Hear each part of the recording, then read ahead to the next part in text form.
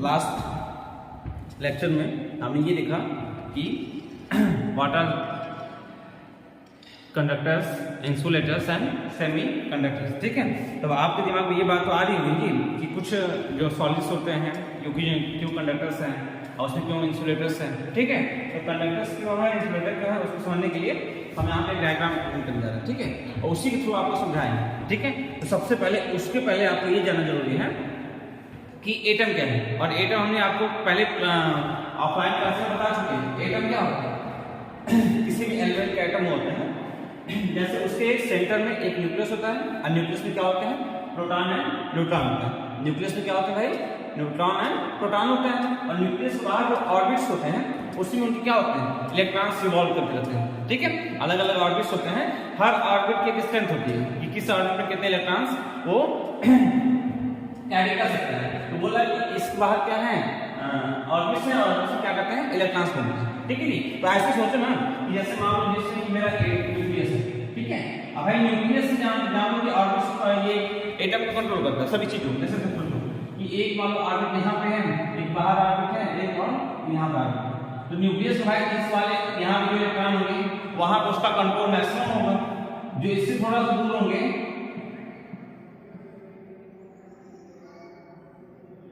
जो इससे थोड़ा दूर उस पर कंट्रोल होगा, लेकिन इतने जैसा नहीं होगा। और जो इससे भी दूर होंगे उन पर क्या होगा, उस पर कंट्रोल थोड़ा सा और भी दूर होगा। ठीक है, तो कहने का मतलब कि न्यूक्लियस के पास जो इलेक्ट्रॉन्स हैं उस पर न्यूक्लियस का कंट्रोल ज्यादा होता है, वो उनको बाहर जाने से रोकता है। बाहर जाने का मतलब हम समझोगे उसी को फ्री इलेक्ट्रॉन्स बोलते हैं, और वही होते हैं जो कंडक्टर्स में करंट को फ्लो करवाते हैं। अब उस समझो कि उसका मतलब क्या है, तो वही है, उनको समझते हैं ये जो बाहर इलेक्ट्रॉन्स हैं। ठीक है, ये जो बाहर वाले भाई, तो ये क्या करते हैं, देखो अगर मेरे एटम को, मेरे किसी भी एटम को कहीं से अगर एनर्जी मिल जाए, ठीक है, जैसे सोचो कि हम यहाँ पर खड़े हैं क्लासरूम में और मेरे सामने फर्स्ट बेंच बच्चे हैं, सेकंड बेंच पे, थर्ड बेंच पे, फोर्थ बेंच पे, फिफ्थ बेंच पे, ऐसे। ठीक है, तो मेरा कंट्रोल सबसे ज्यादा कहाँ पर होगा, मेरे फर्स्ट बेंच पे, उससे कम सेकंड पे, उससे कम, और सबसे लास्ट में जो बेंच का बच्चा होगा, ठीक है, और मेरे लिए एज ए फ्री इलेक्ट्रॉन होगा, तो उसको थोड़ी सी एनर्जी कहीं से मिलेगी तो बात करना शुरू कर देगा। मतलब क्लासरूम के जो भी मैनर है उन सबसे बाहर चला जाएगा। क्या तो हो सकता है अगर थोड़ी सी एनर्जी को सपोर्ट मिल जाए तो क्लासरूम बाहर चला जाएगा। तो सेम काम यहाँ भी है कि इस अगर एटम को कहीं से अगर एनर्जी मिल जाएगी तो ये क्या करेगा, ये इलेक्ट्रॉन क्या करेगा, ऑर्बिट को छोड़ के बाहर निकलेगा। ठीक है, और यही इलेक्ट्रॉन बाहर घूमना जब शुरू करेगा तो वही करंट फ्लो करवाएगा। देखो जैसे अब देखिए भाई, यहाँ पर मेरा ये बैटरी है, ये वायर है और ये मेरा कंडक्टर है, तो इसमें से करंट फ्लो करेगा। ये बैटरी है, ये वायर है, ये मेरा कंडक्टर है, इसमें से करंट फ्लो कर रहा है। अब कंडक्टर थोड़ा सा बड़ा दिखा दें कि कंडक्टर्स में अरेंजमेंट एटम का कैसे होता है। ठीक है, अब देखो कि कंडक्टर्स मेरे क्या है, सॉलिड्स हैं। हम यहाँ पे सॉलिड की बात कर रहे हैं, लिक्विड्स की बात भी नहीं कर रहे हैं, क्योंकि लिक्विड्स में फिर दूसरी चीजें आ जाती हैं उसके करंट के लिए। ठीक है, अब यहाँ पे हम ये कंडक्टर्स है, कंडक्टर्स में क्या है, ये एटम का अरेंजमेंट है।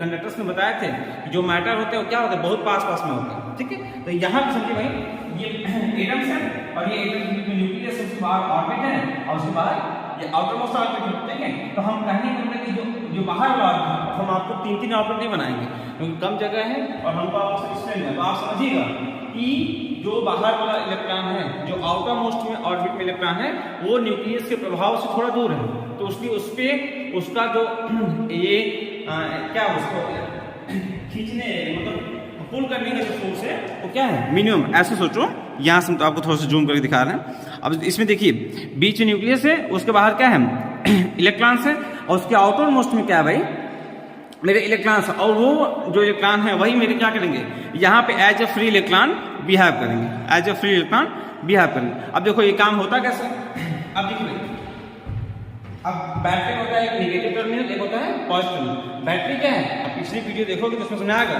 कि बैटरी में अलग अलग सेल मिलके क्या बनाती है, बैटरी। अगर 2-3 सेल को मिला देंगे तो एक बैटरी बन जाती है। तो यहाँ पे देखिए, ये बैटरी का नेगेटिव टर्मिनल है, ये बैटरी का पॉजिटिव टर्मिनल। ठीक है, नेगेटिव टर्मिनल से क्या होगा, नेगेटिव चार्ज होगा, और नेगेटिव चार्ज क्या होता है, इलेक्ट्रॉन होता है। तो नेगेटिव चार्ज यहाँ से घूमेगा, यहाँ से घूमते हुए यहाँ पहुंचा, और जब यहाँ पर इस एटम को एक पास आया तो इसके लिए एज एनर्जी काम करेगा, और जैसे इस वाले के पास आया, देखो इसको यहाँ से ये इलेक्ट्रॉन क्या किया, इस वाले में आया। ठीक है, ये इलेक्ट्रॉन को कुछ एनर्जी मिल गई, ये घूम किसमें आ गया, इसमें आ गया, ये इलेक्ट्रॉन इसमें आ गया, इसमें आ गया। तो मतलब देखो अब एक इलेक्ट्रॉन तो बस आएगा नहीं, ये नेगेटिव टर्मिनल से बार-बार इलेक्ट्रॉन आते रहेंगे। बार बार इलेक्ट्रॉन जाते रहेंगे और बार बार वही प्रोसेस, ठीक है, इसमें से इलेक्ट्रॉन इसमें, इसमें से इसमें, इसमें से इसमें, ये होता रहेगा। और यहाँ से करते हुए ये जब पॉजिटिव में पहुंच जाए तो हम बोलेंगे कि चार्ज का फ्लो हो रहा है, चार्ज का फ्लो हो रहा है। और जैसे ही ये टर्मिनल से यहाँ से करंट निकल के इलेक्ट्रॉन निकल के यहाँ से यहाँ घूमते हुए पॉजिटिव आ गया, मेरा सर्किट हो गया कंप्लीट और वहां पे मेरा करंट फ्लो करना शुरू कर देगा। ये मेरे कंडक्टर्स में यही है जो क्या करते हैं, ये चार्ज के फ्लो के लिए रिस्पांसिबल होते हैं। और यही जो मेरे नॉन मेटल्स होते हैं, जैसे सोचो ये मेरा सोडियम है, तो सोडियम के बताया थे एटॉमिक नंबर कितना होता है 11, तो 2 8 1। अब हम बताया था कि मेटल्स का नेचर क्या होता है, ये इलेक्ट्रॉन से जुड़े हैं, इसको बाहर फेंक रहा है, लेकिन इसके पास क्या होगा अब कंप्लीट है इसका, ठीक है।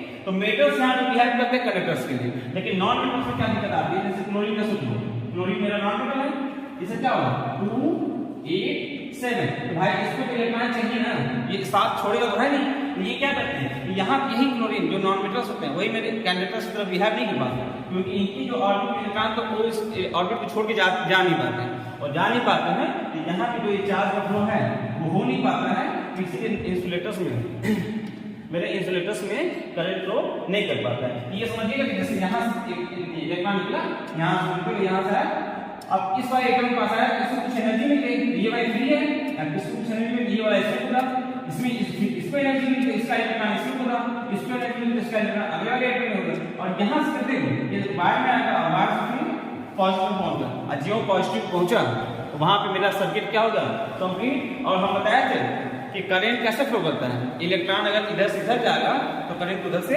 इधर, मतलब अगर इलेक्ट्रॉन को यहाँ बताएं इलेक्ट्रॉन जैसे नेगेटिव टू पॉजिटिव फ्लो करता है, इलेक्ट्रॉन क्या फ्लो करता है नेगेटिव टर्मिनल से निकलते हुए कहां जाएगा पॉजिटिव वाले पे, तो करंट क्या करता है इसका अपोजिट फ्लो करता है, तो करंट डायरेक्शन क्या होगी, ये पॉजिटिव टू नेगेटिव होगी। तो हम समझ जाएंगे कि ये मेरे कंडक्टर्स में करंट कैसे फ्लो करता है, ठीक है। अब इसके आगे वाले वीडियो हम देखेंगे कि लिक्विड्स में कैसे। अब देखो भाई इसमें जो मेरे सॉलिड्स हैं इसमें करंट फ्लो कराने के रिस्पांसिबल होते हैं मेरे फ्री इलेक्ट्रॉन्स, लेकिन लिक्विड्स में करंट फ्लो कराने के लिए मेरे आयंस रिस्पांसिबल होते हैं। तो उसको अगले वीडियो में देखते हैं, ठीक।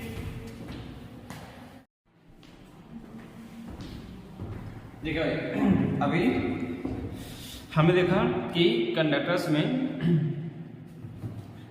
चार्ज कैसे कंडक्ट करता है, करंट कैसे कंडक्ट करता है, ठीक है। अब आगे हम देखेंगे लिक्विड के बारे में। तो लिक्विड की जाने के पहले हमको कुछ चीजें उसके बारे में जाननी है, तो उसके बाद हम फिर देखेंगे कि लिक्विड में करंट कैसे फ्लो करता है। उसके बाद फिर चलेंगे कि chemical effect of electric current, जो मेरा चैप्टर है, ठीक है। तो शुरुआत यही से होगी। तो पहले तो एक नोट्स लिखा है आपने, in solids electricity is caused by electrons. अभी हमने देखा कि जो सॉलिड्स है, देखो भाई अब सभी सॉलिड तो कंडक्टर होते नहीं, लेकिन जो भी सॉलिड कंडक्टर होते हैं उसमें ये कंडक्टिविटी कैसे फॉर्म होती है, वो इलेक्ट्रॉन से चलते फॉर्म होती है।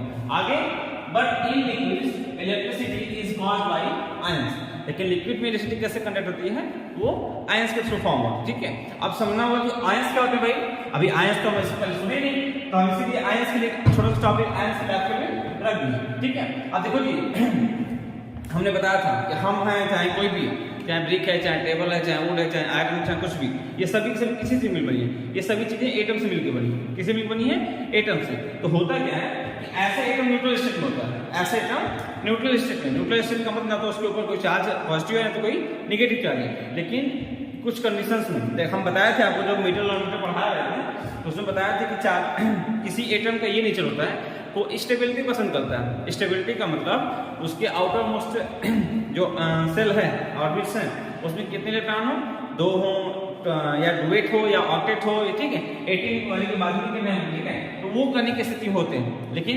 अब उसके लिए क्या करते हैं, कुछ होते हैं इलेक्ट्रॉन्स को छोड़ते हैं, तो जो इलेक्ट्रॉन्स को छोड़ते हैं वो क्या होते हैं, मेटल्स होते हैं। और जो इलेक्ट्रॉन्स को गेन करके अपना ऑक्टेट कंप्लीट करते हैं वो क्या होते हैं, नॉन मेटल्स होते हैं। उसी की बात यहाँ पे करनी है। तो पहले आयंस देखते हैं, क्या है, when a nuclear atom gain or lose electrons, ions is formed। उसी एटम का कोई एटम है वो इलेक्ट्रॉन को लूज करे चाहे इलेक्ट्रॉन को गेन करे, तो इन दोनों कंडीशन से कुछ नई चीजें बनेंगी, और वही जो नई चीजें बनी उन्हें क्या बोलते हैं, आयंस बोलते हैं। उस एटम का आयन बोलते हैं। अब आयन क्या बोला कि आयन भी मेरे दो टाइप्स का होते हैं। एक होता है मेरा केटायन, केटायन का मतलब पॉजिटिव चार्ज, और एनायन दूसरा होता है उसका मतलब नेगेटिवली चार्ज। अब पॉजिटिव चार्ज पर केटायन का सकते हैं, it is the positively charged ions formed by lose of electron, ठीक है। बोला है कि केटायन कैसे फॉर्म होते हैं भाई, जब कोई एटम इलेक्ट्रॉन को अपने में से निकालता है, बाहर करता है, तो निकालता है तो वहां पे कौन सा बनता है, केटायन फॉर्म होता है। और दूसरा कंडीशन क्या है इसका, एनायन का। तो एनायन क्या होगा, जब लूज कर रहा है तो केटायन बन रहा है, और जब गेन करेगा तो क्या होगा भाई, मेरा एनायन बनेगा। अब देखिए यहाँ जैसे मेरा सोडियम का एटम है, ठीक है, न्यूट्रल स्टेट में। अब इसके अब सोडियम कितना होता है, एटॉमिक नंबर 11 होता है, कहीं होता है सोडियम का 11 होता है भाई। सोडियम के 11 का मतलब कितना होगा, 281। इसके इलेक्ट्रॉनिक कन्फिग्रेशन कुछ इस टाइप का होगा। अब ये क्या करेंगे, सोचिएगा कि हम इसके आउटर मोस्ट में 8 इलेक्ट्रॉन्स हैं, तो ये एक वाले क्या करेगा, रिमूव करना चाहेगा। तो रिमूव करने के लिए क्या करेगा, इस इलेक्ट्रॉन को छोड़ देगा। तो इसको छोड़ेगा तो इसके पास क्या बन गया। अब भाई देखो, वो हम अगर कोई चीज दे रहे हैं तो हम उसको दिखाएंगे ना कि हम दे रहे हैं, ठीक है, या कोई चीज ले रहे हैं तो उसको दिखाएंगे हम कुछ लिए, ये इसको छोड़ रहा है, इसके ऊपर चार्ज हो जाएगा क्या, 1 प्लस का मतलब कि उसने एक इलेक्ट्रॉन को क्या कर दिया, छोड़ दिया, ठीक है। तो छोड़ दिया यहाँ पे, इसके बाहर कितने इलेक्ट्रॉन हो गए, 2 8। यहाँ पे ऑक्टेट इसका कंप्लीट हो गया, ऑक्टेट इसका कंप्लीट हो गया। तो हमको ये समझना कि ऑक्टेट है क्या है, इसलिए हमको ये समझना है कि केटायन कैसे फॉर्म होते हैं। तो केटायन क्या होता है, पॉजिटिवली चार्ज होते हैं और ये इलेक्ट्रॉन लूज करने चलते बनते हैं। एनायन को आता है, जैसे क्लोरीन है मेरा, तो क्लोरीन क्या है 287, ठीक क्या चाहे बाहर वाला 8 इलेक्ट्रॉन हो, तो 7 छोड़ेगा नहीं, तो क्या करेगा, एक लेने की कोशिश करता है, तो वही एक लेगा, तो उसके पास क्या लेंगे 288। ये क्या हो गया, क्लोरीन माइनस हुआ। तो अब ये भाई दिखाएगा ना कि माइनस मतलब -1, माइनस मतलब -1, ठीक है। अगर माइनस में लिखा तो आप समझ जाएंगे उसको, ठीक है। ऐसे एम्पीयर नहीं, 2 5 है, अब 5 छोड़ेगा नहीं, तो क्या करना चाहेगा, 3 को लेने की कोशिश करेगा। तो 3 लेके क्या करेगा, 2 8 बना लेगा, और वही इसका एक कितने चार्ज है, ये 3 इलेक्ट्रॉन को लेगा, 3 को लेकर 3 माइनस आ जाएगा। ये मेरे क्या है, एनायंस है, ये मेरे क्या है, केटायंस है। केटायंस मतलब पॉजिटिव चार्ज है, एनायंस मतलब नेगेटिव चार्ज है। अब इसके बाद आगे आते हैं कि लिक्विड में इलेक्ट्रिसिटी कैसे कंडक्ट करेगी। आयंस को पढ़ लिया, आयंस में केटायंस होता है और एनायंस होता है, ठीक है। उन्हीं का ही ध्यान होगा, अब उनको समझते हैं कैसे होता है। अब देखिए भाई, पहले हम समझते हैं कि 4 फिगर हमने आपके सामने बनाया, फर्स्ट, सेकेंड, थर्ड, फोर्थ। अब इसमें हमने वाटर के साथ अलग अलग सॉल्यूशंस लिए, मतलब वाटर में अलग अलग चीज़ों को मिला के देखना है। और ये वाटर कैसा है, डिस्टिल्ड वाटर। डिस्टिल्ड वाटर ऐसा होता है जैसे देखो तुम्हारे जैसे मान लो ऐसा इम्प्योर वाटर है, जो टैप वाटर है, समरसेबल का पानी, ऐसा कुछ भी, वो सब पानी मेरा इलेक्ट्रिसिटी कंडक्ट करेगा। लेकिन जो तुम्हारा डिस्टिल्ड वाटर, फ्रेश वाटर होता है, प्योर वाटर होता है, उसमें से वो इलेक्ट्रिसिटी कंडक्ट नहीं करता है। उसको समझेंगे क्यों नहीं करते हैं। पहले यहाँ सुनो, ये डिस्टिल्ड वाटर है, उसके साथ शुगर का मिक्सचर है पहले वाले में, दूसरे में वाटर के साथ सॉल्ट का मिक्सचर है, तीसरे में वाटर के साथ सल्फ्यूरिक एसिड का मिक्सचर है, और फोर्थ वाले में वाटर के साथ सोडियम हाइड्रोक्साइड का मिक्सचर है, ठीक है। अब ये 4 कंडीशंस है, और उसको हम 4 कंडीशंस में ये देखना है कि कब ये इलेक्ट्रिसिटी कंडक्ट कर रहा है और कब नहीं कर रहा है। तो हमने पहले देखो, अब ये मेरा सॉल्यूशन है, इसमें मेरा बैटरी से तो एक बैटरी से वायर मोड़ के इधर ऐड कर दे रॉड, इधर ऐड कर, और देखो यही रॉड को आप याद रखना, एक रॉड को जो पॉजिटिव से जुड़ा होता है उसको बोलता है एनोड, क्या बोलते हैं, एनोड, और जो नेगेटिव से जुड़ा होता है उसको क्या बोलते हैं, कैथोड। ये दोनों क्या है, रॉड है, और इनको बोलते क्या है, इलेक्ट्रोड्स बोलते हैं। क्या बोलते हैं, इलेक्ट्रोड, इलेक्ट्रोड, ठीक है। इलेक्ट्रोड का मतलब जो मेरे बैटरी के पॉजिटिव और नेगेटिव टर्मिनल से जुड़े होते हैं उन्हीं को हम क्या बोलते हैं, इलेक्ट्रोड्स बोलते हैं। जो पॉजिटिव से जुड़े होंगे उसको हम एनोड बोलेंगे, और जो नेगेटिव से जुड़े होते हैं उनको बोलते हैं कैथोड। अब देखिए भाई, उसका काम क्या है यहाँ समझेंगे।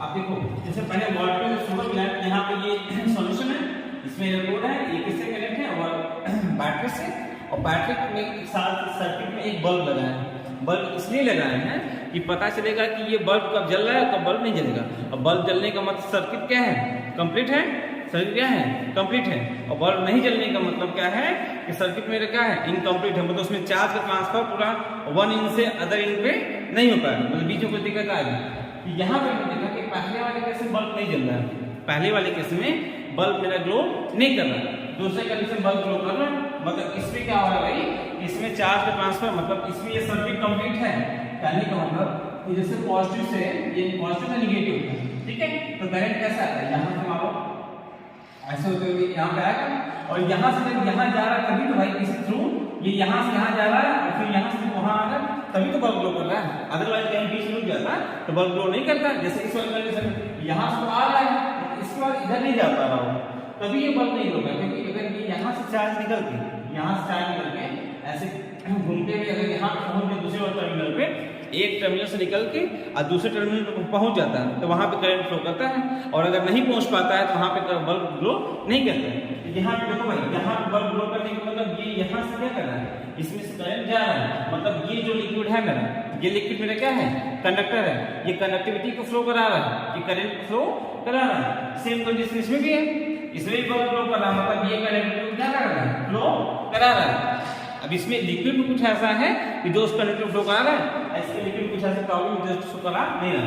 यहाँ यहाँ भी क्या कर रहा है, उसको करंट फ्लो हो रहा है, इसकी वजह से बल्ब क्या कर रहा है, फ्लो कर रहा है। ठीक है, अब देखो भाई, अब एनोड कैथोड ये सुना होगा, ये देखो जी, ये बैटरी है मेरा, ठीक है, बैटरी है, उसको सिंबल को हम सेल से दिखा दिए हैं।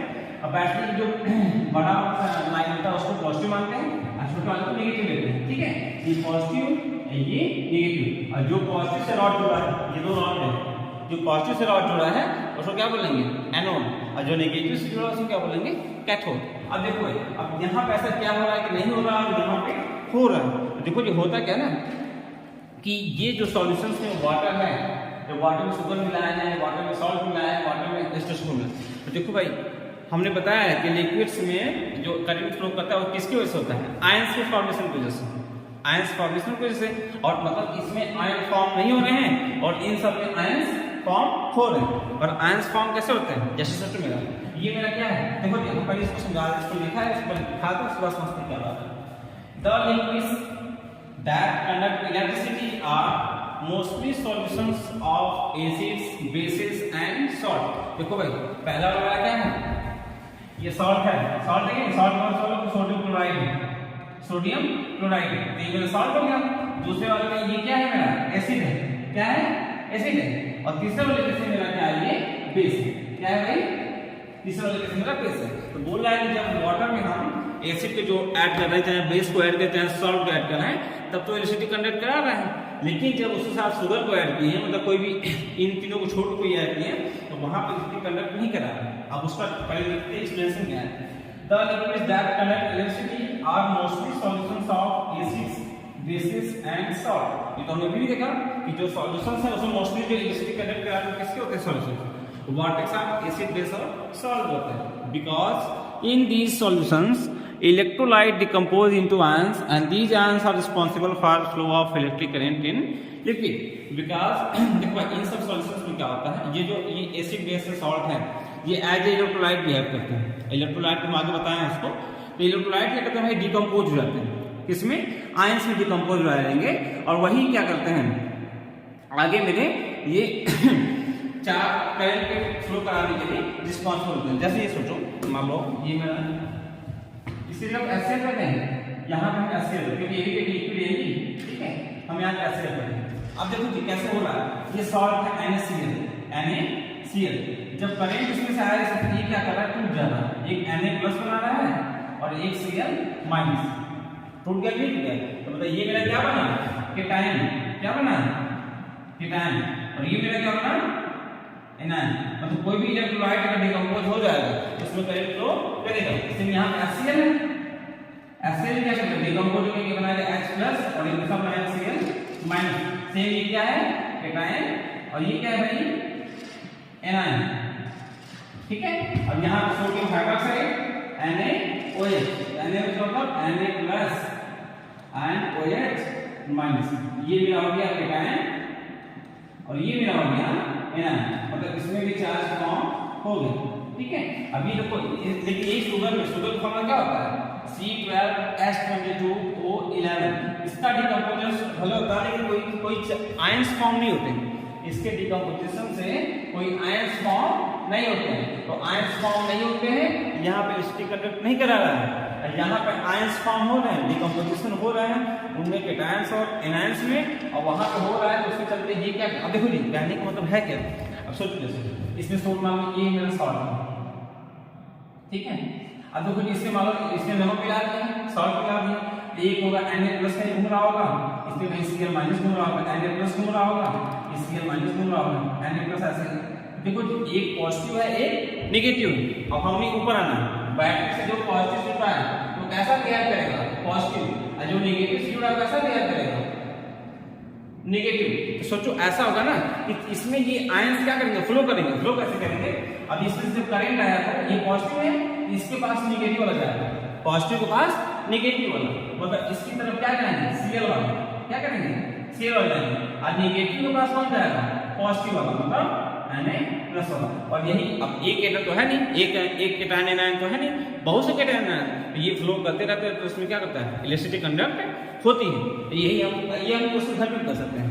आप कभी क्लास में ऑफलाइन मिलो, इसका एक्टिविटी करके देख लेते हैं कि कौन कौन सी इलेक्ट्रिसिटी कंडक्ट कराती है, कौन कौन सी नहीं कराती। कैसे करें इसमें ना, ये Na+ और Cl- होगा, और Na+ Cl- क्या करें, इसके एलिमेंट्स ये केटायन एनायन पानी में घूम रहे होंगे, जब इसमें इलेक्ट्रिसिटी कंडक्ट कराएंगे तो यहाँ पे भी पॉजिटिव बिहेव करेगा, एनोड वाला पॉजिटिव क्योंकि पॉजिटिव से जुड़ा है, कैथोड वाला नेगेटिव जुड़ा है तो नेगेटिव बिहेव करेगा।